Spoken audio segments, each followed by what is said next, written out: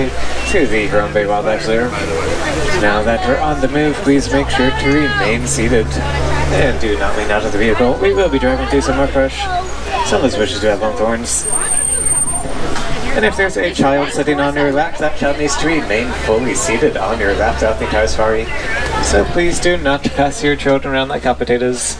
And please do not hold your children up in the air like Simba. This isn't the Lion King. And if you're taking photos today, I recommend setting your cameras to a sport or action setting if possible. Something with a quick shutter speed should give good results. As those animals don't really pose for pictures, they may keep moving. And we will also keep moving. We will occasionally stop for photos, but only for a few seconds at a time. So make sure you keep those cameras ready. And hold on tightly to your cameras, cell phone cameras, and any other loose items you may have. As the Harambe Reserve does not allow us to stop to pick up any dropped items. So if anything falls out of the truck, that item stays out of the truck. If you drop something overboard, just let me know. I'll call the warden and you might get it back later. No promises as to what condition it'll be in. After all, those wild animals are done with it.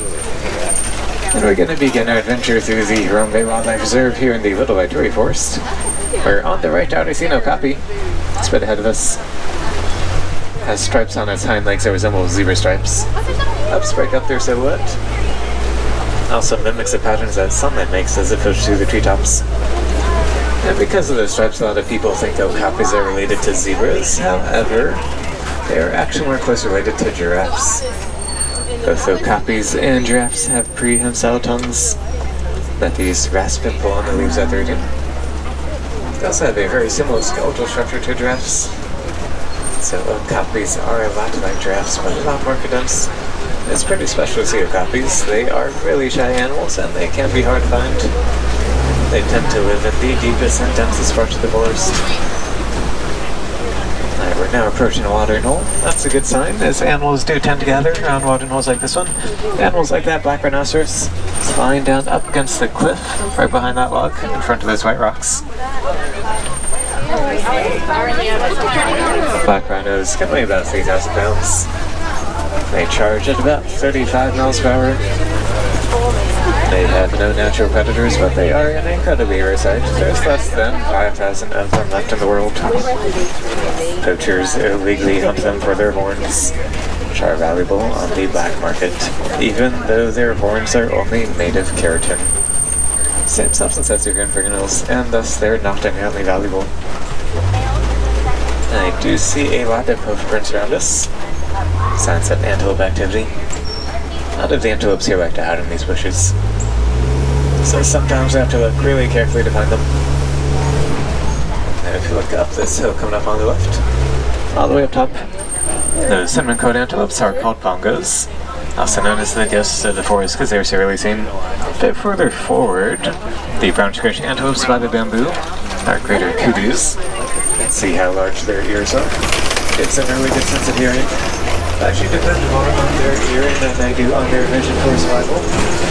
They can ride about 4.5 feet off the shoulder. They can also jump about 8 feet. Many forest animals like those bongos, the greater kudu, and the okapi rely on their natural camouflage to blend to the background and hide from predators. So I actually got pretty lucky today that I got to see so many of them. Now at the Safi River, good place to look out for aquatic animals like hippos. It's at the very edge of the river, but behind us now. It's in the water. Hippos are nocturnal, meaning they usually sleep during the day. They often sleep underwater to keep themselves cool. They can hold their breath for about 8 minutes, so while sleeping underwater, they'll pop up automatically to take a breath and pop back down. While we're remaining sleeping, there is more river up ahead, and I see more hippos on the left. A group of hippos is called a bloat of hippos. They are among the largest and most dangerous animals in Africa. While they are herbivores, they can be territorial. They can weigh about 5,000 pounds, and they have large teeth or tusks that can be 18 inches long. That usually is for defense. The birds on that island right across from us are pink-backed pelicans, named for the pinkish color they develop on their backs during mating season. Looks like it's not quite that time of year. They do have quite a large wingspan. Can be about 9 feet across. about the same width of the canopy above you. They're actually one of the smaller species of pelicans. They're also colonial nesters. They may nest in groups of several hundred. And there's a baby hippo. Baby hippo down there on the left. Baby hippos can weigh about 100 pounds when they're first born. That one may look small, but he already weighs about 500 or 600 pounds. On the left over here, you'll see some Nile crocodiles. They are larger and more aggressive than their American cousins. Should get a good view as we pass over them on the Circle 1 Bridge.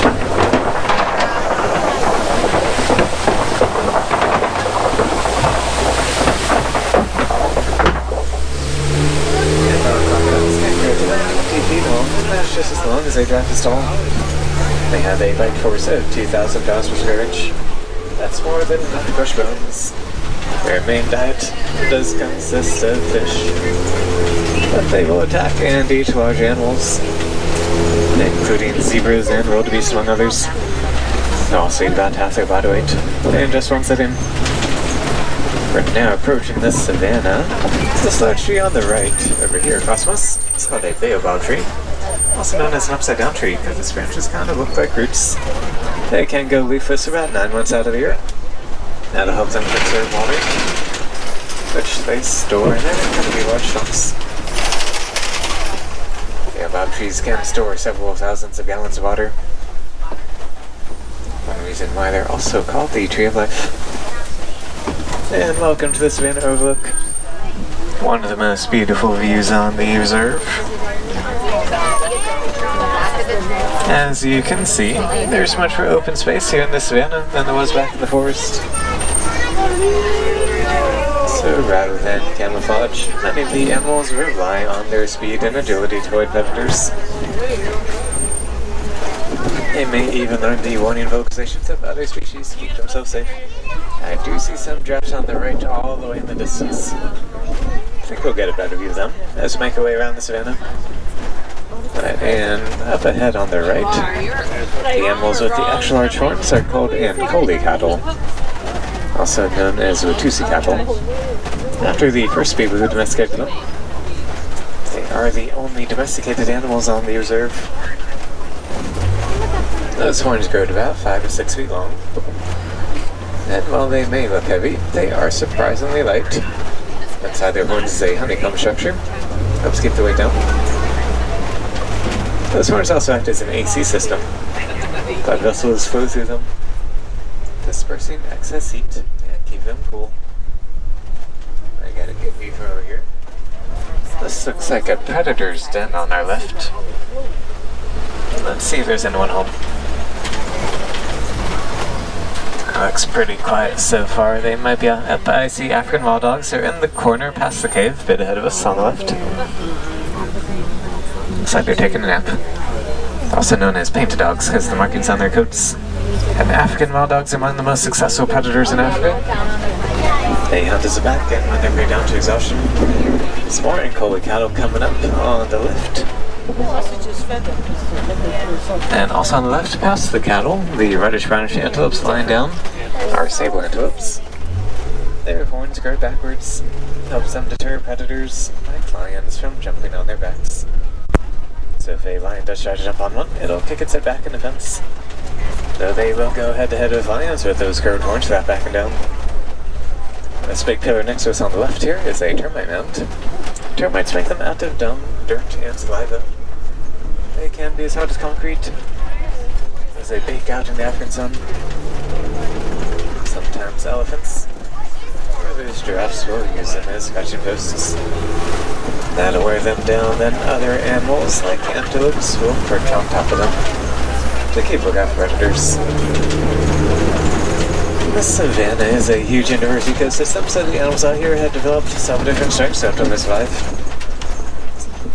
Some animals like the sable antelopes we saw earlier have their defenses built in with those curved horns. A lot of animals like the wildebeest we'll see up ahead live in large herds, so they can all look out for one another and help protect each other.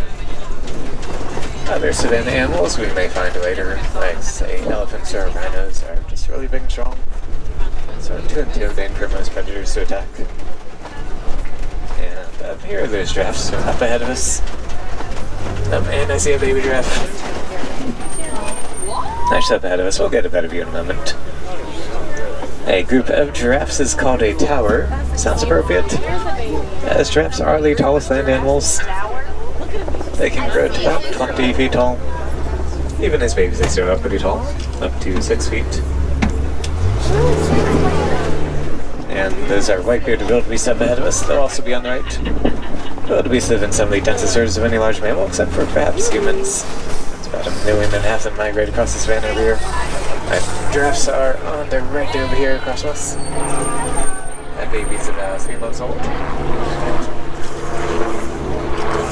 Less than an hour for us to the baby giraffe can stand up and stop around already. And giraffes can run at about 35 miles per hour. And a giraffe's kick is incredibly powerful, so predators hardly ever attack a full-grown adult giraffe. And while a giraffe's neck is impressively long, they actually have the same number of bones as you do in your neck. More giraffes on the left. Both humans and giraffes have 7 bones in their necks. Giraffe's neck vertebrae, just a bit larger than ours.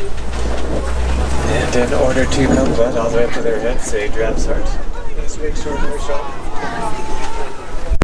Their hearts can weigh about 25 pounds. Giraffes also have the highest blood pressure of any known mammal. And in order to pump blood all the way up to their heads, a giraffe's heart needs to be extraordinarily strong. Their hearts can weigh about 25 pounds. Giraffes also have the highest blood pressure of any known mammal. And up ahead of us there's an elephant. It's going to be on our right. Pretty sure this is a male elephant. This male is going to be solitary. Now, elephants can be pretty territorial, so if you do see an elephant by itself, it's most likely a male. But they will sometimes live in these groups. And male elephants will grow to about 14,000 pounds. Females grow to between 7,000 and 8,000, making elephants the largest land animals. I might find some more elephants over this way. That's weird. Is this a road person? I was gonna go this way. Looks like that road collapsed.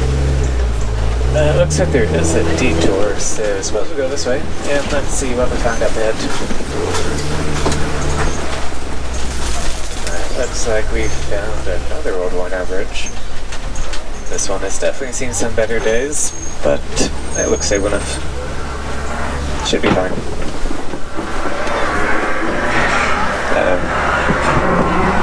Do you hear something? That doesn't sound good. You don't have your seatbelt on, right? No, I don't like that. Everyone, hold on. We're almost there. And looks like we made it. Thank goodness. Was anyone worried? No. Alright, Hakuna Matata. No worries. Alright, looks like this route took us to the right way, but seen some more elephant footprints. And on the right, see those tusk marks in the clay? Elephants will dig their tusks into the clay, breaking off small amounts and eating it. That'll give them vitamins and nutrients that they wouldn't get otherwise in their normal diet. So just like you and me taking multivitamin, and I do see some elephants up ahead on the left. Get a better view of them in a second. Could be a group of female elephants. Elephants are highly social. Females and young spend most of their time with each other. Both male and female elephants have tusks, which are extra long and size their teeth. That will continue growing throughout the elephant's lifetime. Elephants will use their tusks to dig for food or water, to knock over trees, or to protect themselves from predators. They don't dig their tusks into those baobab trees to access the water inside. You may notice that the elephants look a bit dirty. Their skin is sensitive and susceptible to sunburn like ours, so elephants will throw mud and dirt onto themselves. That'll act as a natural sunblock and repellent. There's another elephant by this watering hole up here. Looks like this watering hole has flooded the road, but we should get through okay. Y'all can swim, right? Yes. Okay, just wondering. An elephant's trunk is a combination of its nose and upper lip. They have 100,000 muscles in their trunks and 2 flank protrusions on the end that they use to grab onto things. They can grab onto something as small as a single leaf, or they could pull off an entire tree branch. And on the left over here, you'll see some greater flamingos. They are the largest of the flamingo species, as well as the lightest pink. While flamingos are known for their pink color, they're actually more in a whitish gray. Their feathers turn pink over time as they eat a diet of brine shrimp, which is high in a vitamin called beta-carotene. That's what turns their feathers pink. Same vitamin found in carrots and sweet potatoes. Also, a group of flamingos is called a flamboyance. That was a particularly small flamboyance. There can be hundreds and hundreds of flamingos in a single group. And I see some rhinos up ahead. They'll be on our left. These are white rhinos. While white rhinos are lighter than black rhinos, they're actually not named for their color. Rather, it's a mispronunciation of the Afrikaans word weit with a V. That means wide. Refers to how wide their mouths are, which are adapted for grazing on the savanna. And those white rhinos can weigh about 5,000 pounds. They charge about 35 miles per hour. In case you're wondering, that is faster than this truck. But don't worry, they hardly ever charge at us. Rhinos will also roll around in mud pits like this one on the left or driving by. Just knock bugs off their skin or just help them cool down. And rhinos are surprisingly agile for their size. They can actually gallop, kind of like horses, meaning all 4 of their feet will be above the ground at the same time while they're running. Let's keep a lookout on our left over here. Looks like a nice sheltered area where the animals may want to hang out.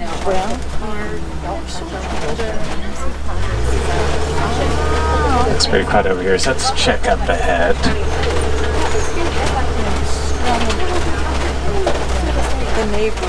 Alright, they're kind of hard to see, but I do see 2 cheetahs lying down. They're between these trees. They're lying down facing away from us.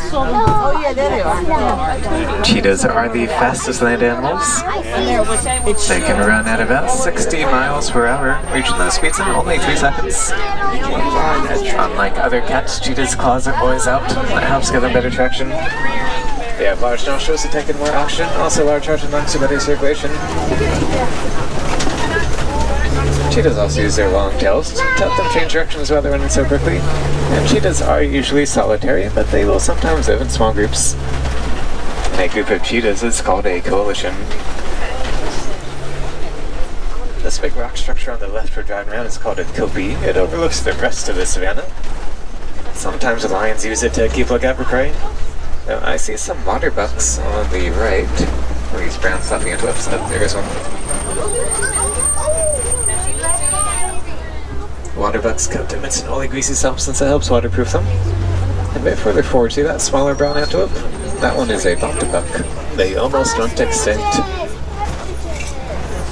At one point, there were only 17 left. They were being hunted for their coats and horns, but they have fortunately come back on reserves like this one. See some more rhinos and some ostriches on the right. Those look like female ostriches. You can tell by their gray feathers. Males would have black and white feathers. I see them again as we're around these rocks. See, I'm keeping a lookout for lions over here on the left, but I don't see any at the moment. Lions do tend to be nocturnal. They'll sleep for about 20 hours a day, and the 4 hours where they are more active tend to be at night. So if you come join us again perhaps later this evening when the sun's starting to go down, the lions might be more active around then. I do see some warthogs on the left over here. What are those? Warthogs use their tusks both to help them dig and as defense when entering those burrows. They'll back in to keep their tusks facing outwards. Coming up on the right, we'll see more white rhinos and those female ostriches again. And it looks like those ostriches laid some eggs under this tree on the right. Ostrich eggs can weigh about 3 pounds each. They're so strong you could stand on one and they wouldn't even crack. They need to support the full weight of an ostrich, which is around 200 to 300 pounds. Making ostriches the largest birds, and while they are flightless, they still use their wings like rudders while they're running. They can run at about 35 to 40 miles per hour. Ostriches also have a long claw on each of their feet. One kick from that, get kill a potential predator.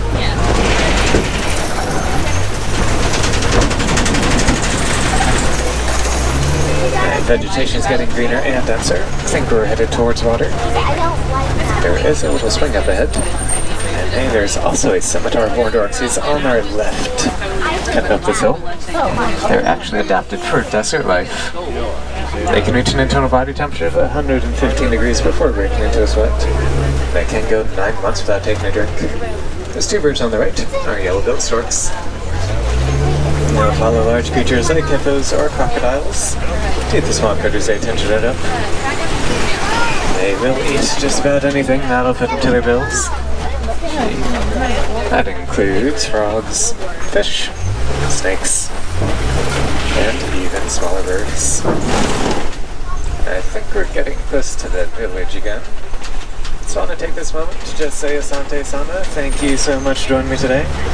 It's been my pleasure driving around the Harambe Wildlife Reserve, gonna show off some of our amazing animals. Hope you all had a good time out here on your safari. Maybe you learned a thing or two about our African wildlife. And at this point you might be thinking to yourself, hey Michael, we loved all the animals that you showed us today. What's one thing we can do to help make sure they stay protected in the wild? Well, one simple thing you can do is recycle your old cell phones and other electronics when you're done with them. Many of the animals that we saw today are facing habitat loss, and one reason is due to mining, particularly for a mineral ore known as coltan. Coltan is used in the production of many electronics, including cell phones. So by recycling your old cell phones and other electronics when you're done with them, you help them with the need for the mine of coltan, thus helping to preserve our wild animals' habitats. If you want to go the extra mile, you can also donate to the Disney Conservation Fund here at any food and beverage or merchandise location. Disney covers the overhead costs. And in addition, Disney matches your donation, meaning that double the value of your donation goes directly to protecting wild animals and their habitats. Wild animals like the ones that we just saw here today. And thank you again for choosing Kilimanjaro Safaris. I hope you'll join us again sometime, as every safari is different. The animals make sure of it. And here at Harambe, we don't like to say goodbye because it's too sad and too final. Instead, we say Kwaherini, which means go well. Jump over. Oh, you want me back? Watch that right here.